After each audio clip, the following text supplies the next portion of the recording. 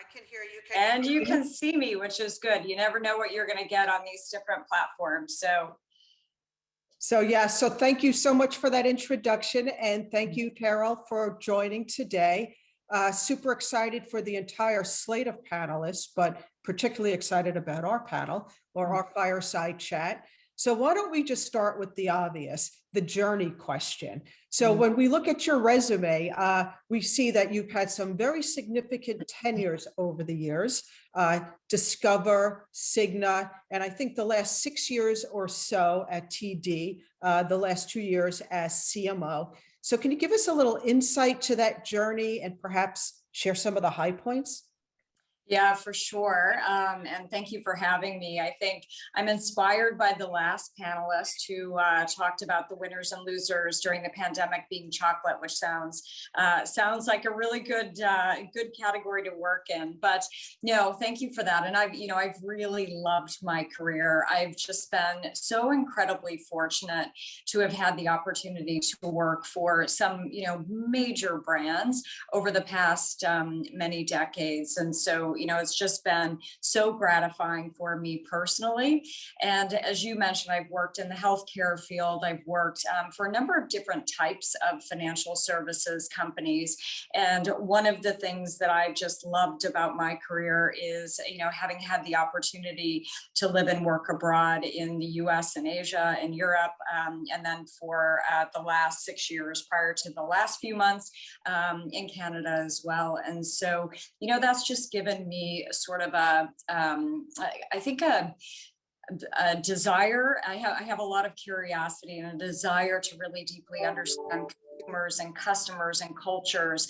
And so it's just been a great journey. I've had tons of favorite moments, as you said, too many to highlight, but a couple that I would point out. One, I was one of the first 5 people in marketing at Discover Card, and it was before we had launched. It was before they had finalized the logo and all those sorts of things. So we had no customers, we had no merchants, and it's really just great to see how that brand has just thrived over the past many decades.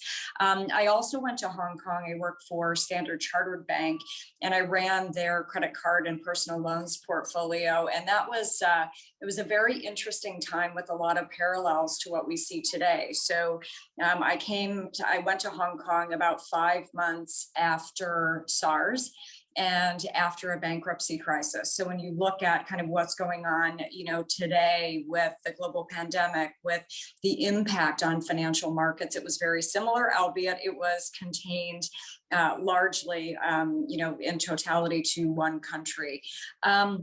And then at TD, I tell people I have just one of the best jobs in the bank and one of the best jobs in marketing. It is just a great organization who believes deeply in brand and customer experience. And we just have great people. And at the end of the day, that really matters. Yeah, I have to say firsthand, I was in a TD bank on Saturday, and I noted the tagline that, what was it? America's most convenient bank. And yes. I thought sitting in the bank with this awesome person who was helping me alongside my 91-year-old mother, we were really there for her purpose. I thought that, they really lived the brand promise. And even the fact that TD banks are open now on Sundays for 3 hours, which I don't think any other bank is doing in this country, seemed like a really, really important step forward. So I suppose the follow-up question to that is, how are you continuing to refine and improve that customer service, especially with what's going on in the marketplace right now or the world right now? Yeah, and firstly, thank you for going to a TD bank. We always appreciate that. And you're right, we call ourselves TD-AMCB, which is TD America's Most Convenient Bank. And, we've really had that legacy for a long time. So longest hours, having that real focus on customer centricity. So we've always, before it was kind of de rigueur. We actually had dog biscuits in the branch. We give out pens. We now give them out made out of recyclable water bottles. But those sort of little touches that actually make us what we call in our brand promises really unexpectedly human. And so, as we've navigated through the pandemic, we've continued to really lean into those legacy proof points and things that have made us distinctive and have, really made us a leader in this area of convenience. But we're now really looking to, what does that look like with the speed and the pace of digital adoption? So, we know that digital adoption moved forward 5 years in just 8 weeks during the pandemic, and we continue to see our customers now defining convenience based on not only the store and going in and talking to someone, but also on our online experience, the mobile experience. And so we've really continued to innovate around making sure that we are driving modern convenience in ways that are unexpectedly human.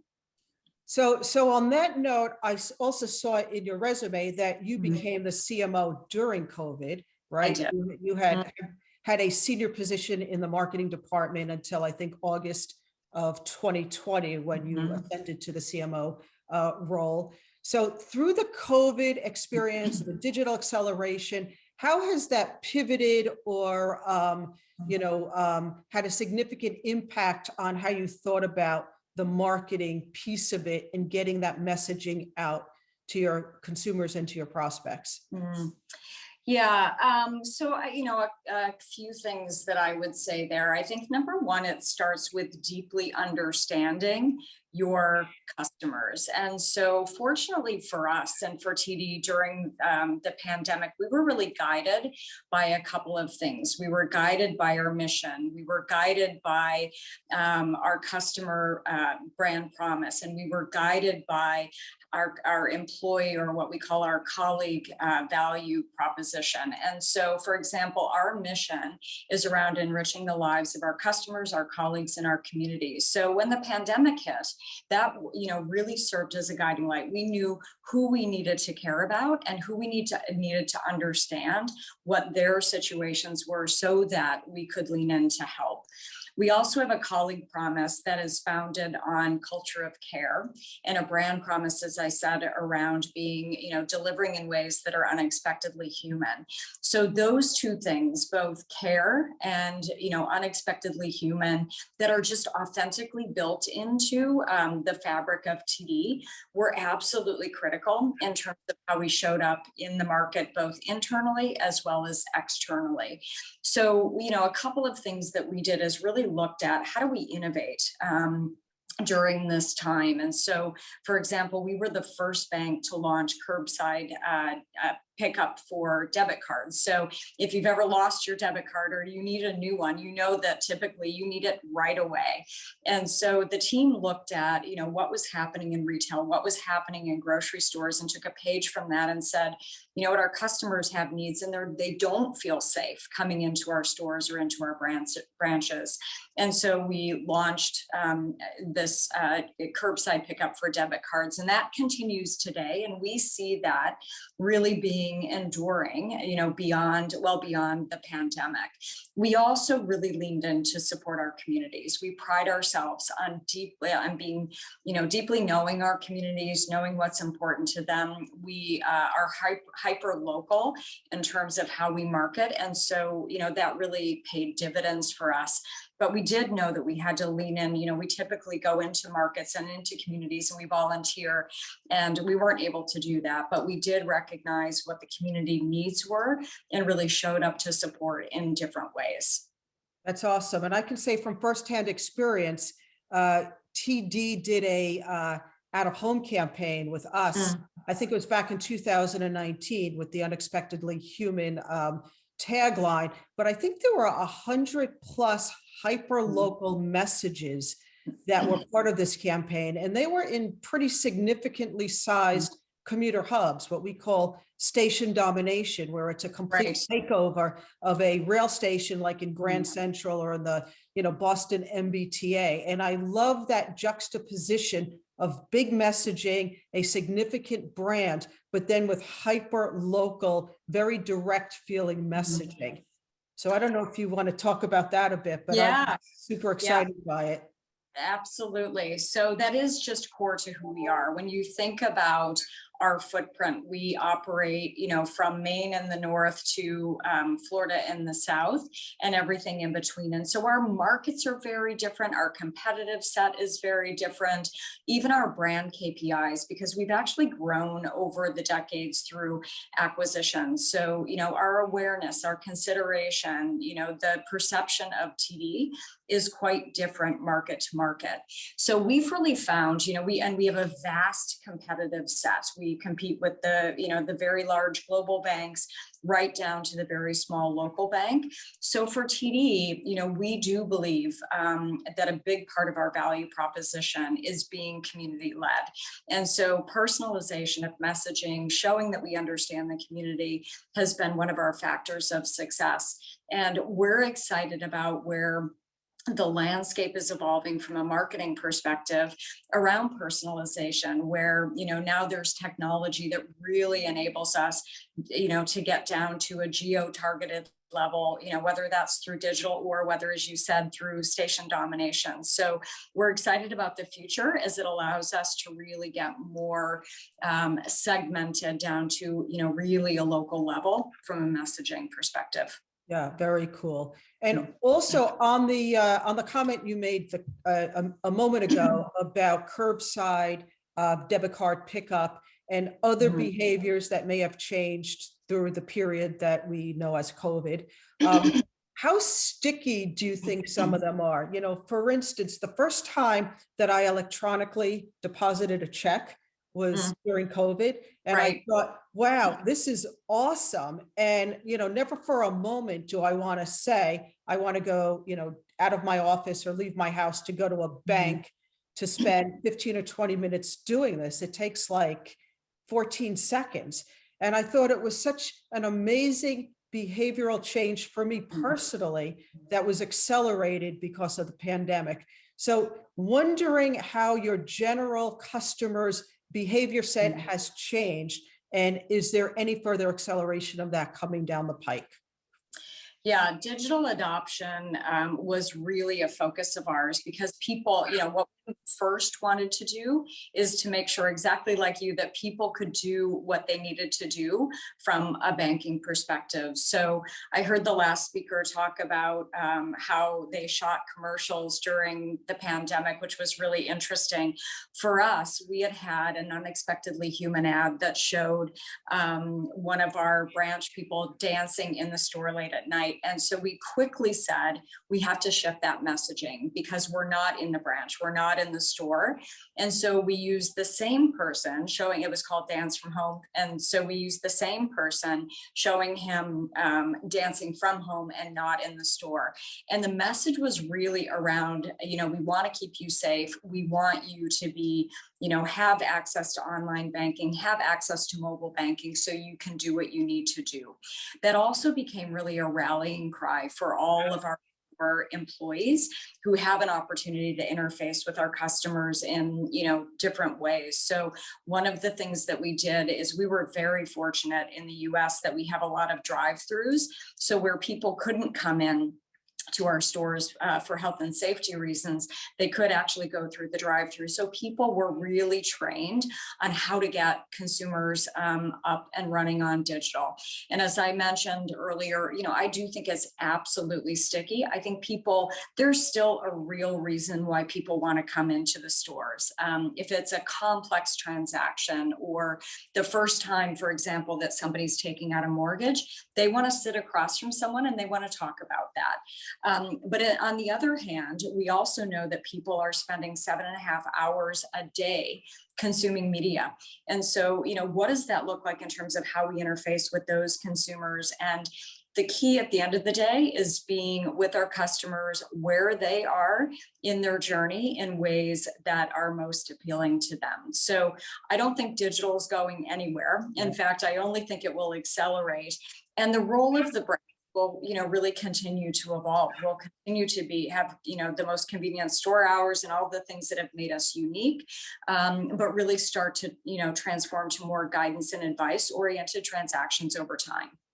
So just as a nuance, because when I left the TD Bank, it was in New Jersey, I did notice that you used the word store, and you just referred to the bank branch or the brick and mortar as a store. So Yes. Kind of interesting. I don't know if other banks do that. What's the thought process behind that thinking? Yeah, it's a good question. I knew you were going to ask that. And I'm like, you know what? I'm not sure that I actually know that answer, but I think I do. I mean, number one, I think it's been just sort of long standing. We bought Commerce Bank, years ago. And so that, we carried forward a lot of the nomenclature, the ways of working, because they have such a unique culture that we have really brought into TD and made it our own. But I suspect the store probably came from there. In Canada, oddly, we call them branches, but I just think it's, it all comes down to the customer experience that we aim to deliver. And, when people are in retail, they do connect with people. We don't want people feeling like we are there to sell to them. It goes back to our mission around enriching lives. And, if you listen to our CEO, he talks about, we are not in the business of selling a mortgage or getting one more checking account. We are in the business of helping people achieve their dreams. And so, I think the traditional branch language was probably, maybe not in line with that thinking. That's interesting. And you also shared how you had to pivot your TV commercials from the person dancing in the bank to dancing at home. And I think it was a really difficult time for all CMOs figuring out, and that was the big word we heard back then, pivot, how to take their commercials or their messaging and make them more relevant to first the lockdown and then the emergence from lockdown. How do you stay nimble now? How do you think about the absolute messaging as we go forward from, this point looking towards 2022?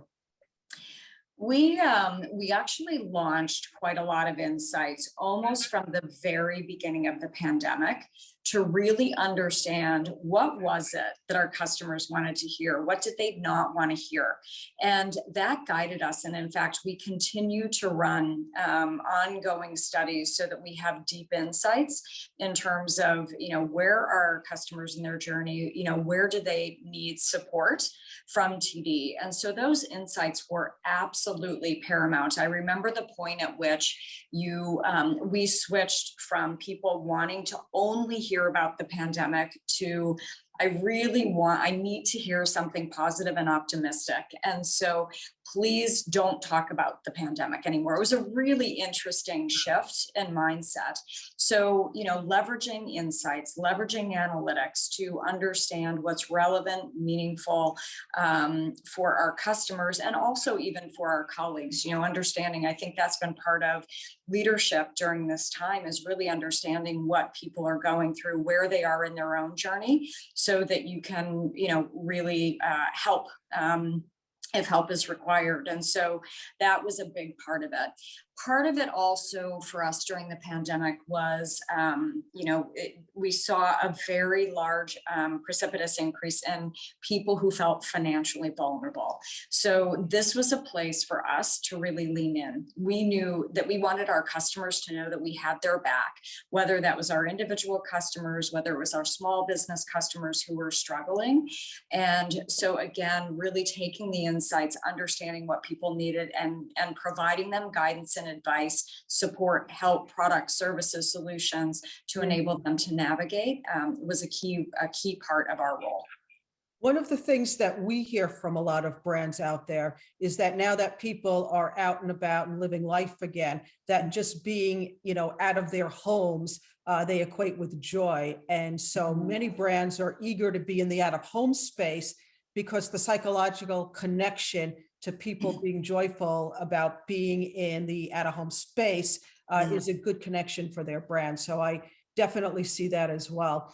So going back to Jill Baskin from Hershey, and I love some of the things that she said, including, and I wrote this down, the little bows we used to wear to work. And I could remember, I started in this business in 1981, and we used to wear little gray skirt suits with white shirts and little bows. So I think she said so that we could look like little men, which I totally get.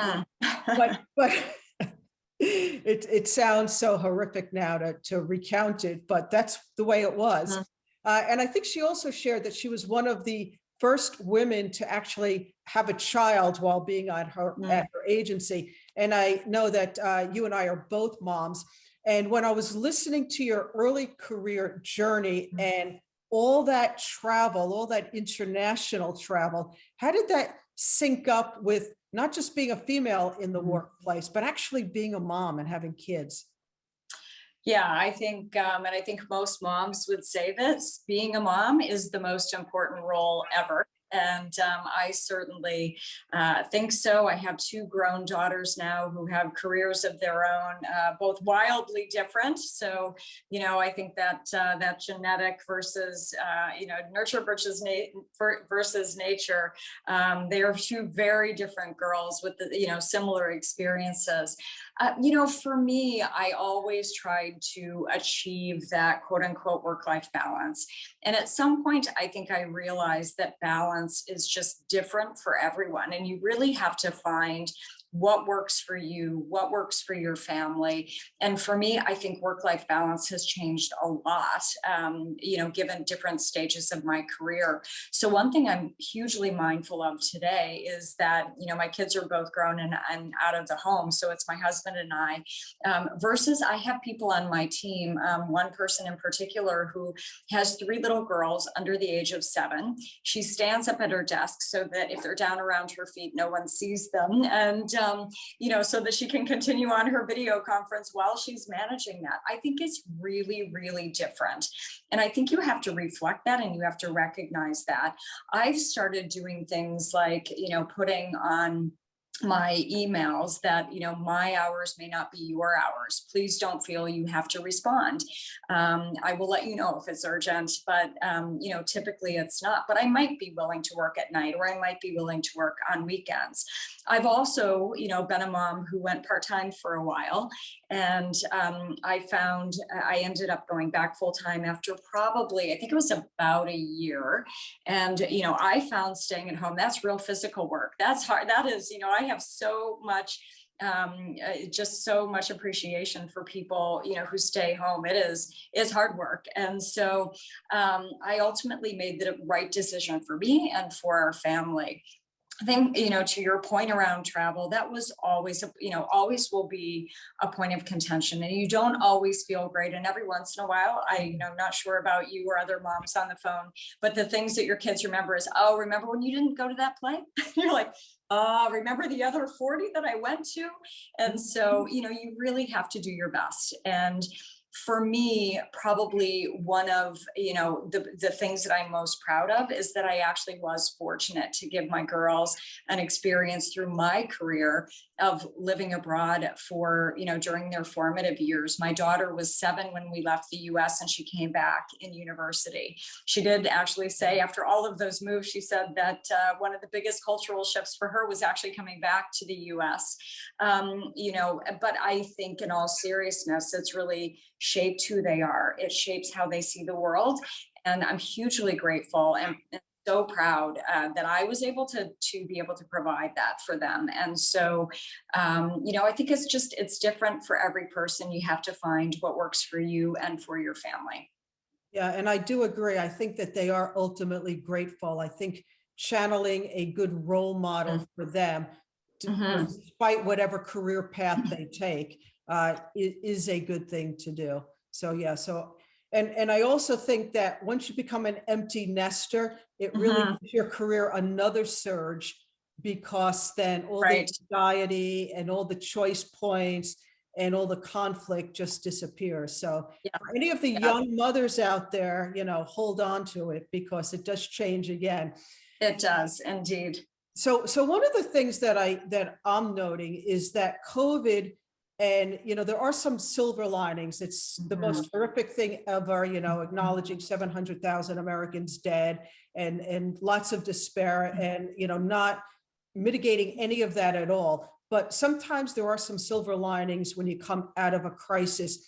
And one of the things that I feel like might be a silver lining is an ease of working for I'm going to say working moms, but probably for working parents, because the fluidity of a hybrid style, especially for mega commuters, might change the game a bit going forward. Yeah, we're in the process, I think, like most companies, at really looking at what does hybrid mean in our environment. I think you're absolutely right. The flexibility, the agility that's been afforded to people during COVID is something that, I don't think we're going to pull all the way back on by any stretch.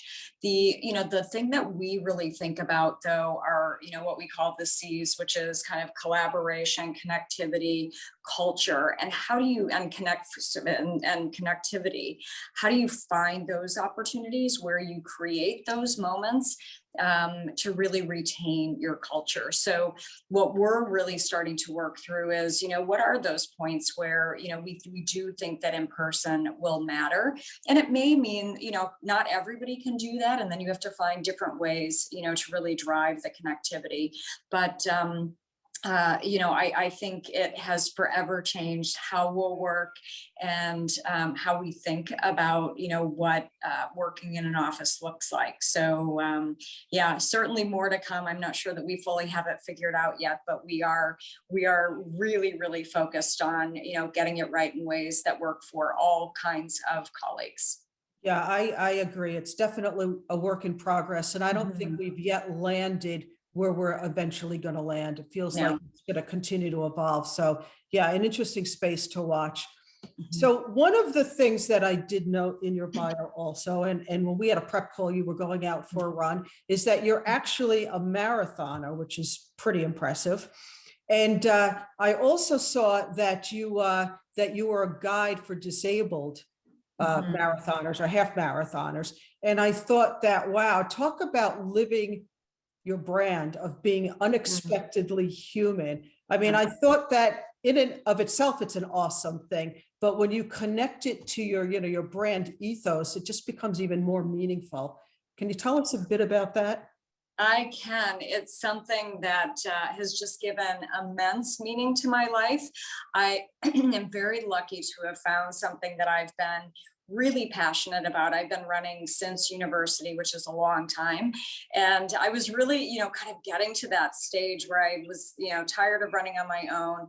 And I found this organization called Achilles International, who seeks to really create a community by pairing guide runners with athletes with disabilities for a short run or for a marathon. And so, through that, I've found such incredible joy. And when you talk about unexpectedly human, it's not me as the guide runner, but it's the person who is visually impaired, who has changed their life, by coming out and running and, and willing to, put their faith in somebody else's hands through a tether to guide them through a marathon. So yeah, I just did Berlin with somebody who is visually impaired, somebody who I've run with before. That was a great marathon. And then I did Chicago by myself a couple of weeks later. And I'll tell you, the first one was a lot more fun, a lot more fun. So I think, back to why I started running with Achilles, and I will continue to do that. It's just incredibly gratifying. Yeah, and lots of kudos to you for that. That's a really important thing to do. And I think on the other side of it, just that head clearing marathon running is just, just makes every other bit of life just that much more vivid, I think. So I know we're coming up to the last few minutes, just a couple of more questions, because this is a woman in marketing conversation. So just in terms of mentorship, passing it forward, helping younger women come up through the ranks. What are some of your thoughts on what we should all be doing as females in the marketing world to help our younger sisters come up? I think it's twofold for me. Is one, what do we do as women leaders to really support other women, at whatever stage of their career? And then it's also really enabling allies. And at TD, we have a really big ally community, and they're always, looking for, how do I help? How do I help women, make sure that their voice is heard? So, for me, it's a couple of things. One is to make sure that you're bringing colleagues in, you're bringing your women colleagues in, you are giving them a voice, you're giving them opportunity for exposure to senior leaders and to executives, at TD across the bank. Also, we're really focused on, encouraging mentorships, but increasingly sponsorship. So making sure, firstly, that you have the right people in mentorship programs. I had a really interesting conversation with a woman the other day who said, I just have a question. Like, I've been picked for 11. I've been picked for 3 mentorship programs. And mentorship is actually not what I need. And so how should I be thinking about that? I already have all these great mentors, and I have, I know people around the bank. So again, it's just like with customers. I think also understanding every mentee, every, woman leader who you're sponsoring, to make sure that you know what's important to them and really help guide them and focus in areas, that will make a difference for them. At TD, we also have something that we call Women in Leadership. And so, we do things like educational seminars, talking about our own experiences so that people, can learn from either all the good or, the not so good in that process. Yeah, that's a very interesting perspective, because I think mentorship, or just this blanket kind of approach, you're a woman, let's find you a junior woman, Right. is kind of broad and doesn't speak to the whole person or the nuances of what, a particular individual might need mentoring in. So it's that's a very insightful thing, and I'm going to take that one to heart and think about it a bit. I think we have time for one more question. In terms of your own leadership style within the marketing team at TD, anything you want to share about your approach, or about your vision on that? Yeah, I think, for me, I always tell people I am an authentic leader. It's all I know how to be. I am, like, what you see is what you get. And so, for the good and the bad that brings with it. One of the things I focus on really, really diligently, though, is being an approachable leader. And, that has paid a lot of dividends for me, because people will reach out to me. And during the pandemic, and particularly having joined, as you said, during COVID, where in many cases I have not met the people on my team face to face, creating that level of approachability so that you get people calling and, sharing their suggestions or their solutions or their challenges has worked well for me. I tend to be someone who really prides myself on building relationships. It's not just for me about the what you deliver, but how you deliver it, in terms of, how you work with others to get things done. The other, really the final thing that I would say is, during COVID, I also think that there needs to be a real emphasis also on vulnerability, because the more open you are with your team about, what you're going through or what somebody else might be going through, it really just encourages people to open up. And so, just like we talked about earlier, I think people are at very different stages. They're, everybody's got some challenge, but they tend to be wide ranging. And so by being vulnerable, I think people will, come forward if they actually need support or help or guidance. So that's what I've really been focused on. Yeah, I would echo that. I think that, even looking at my own team, everybody's in a different space in terms of whether it's young kids, whether it's a compromised spouse, whether it's an older parent, and you do need to be empathetic about what they're going through. Yes. So just one thing on the TD, because I so happen to be one of the few people who knows that it stands for Toronto Dominion. Did I get that right? Correct. Yes, that's right. So, that's right. So just curious, because the branding's absolutely about TD. is that, obviously intentional because you guys know what you're doing. But is Toronto Dominion something that's less important to the branding of the organization at this point? And any thoughts on that? Because yeah, Toronto Dominion is just that kind of the heritage, but I think even if you were to look in Canada, where TD is one of the top 5 banks, either number 1 or number 2, depending on how you measure it, certainly a leader in the banking community, we stretch across Canada. So, thinking about it being Toronto centric is maybe not the right thing, although it is our heritage. So we can't ignore our heritage. But if you come back to also what's important to us, and it's about, just even our brand tone of voice is what we call a conversationalist. And so TD feels much more approachable and really, aligns to the brand positioning that we have. And so, feels like the right thing. And you're right. Some people, I always tell people, so every once in a while you think, oh, well, this must be an American brand. And then when people learn that it's Toronto Dominion,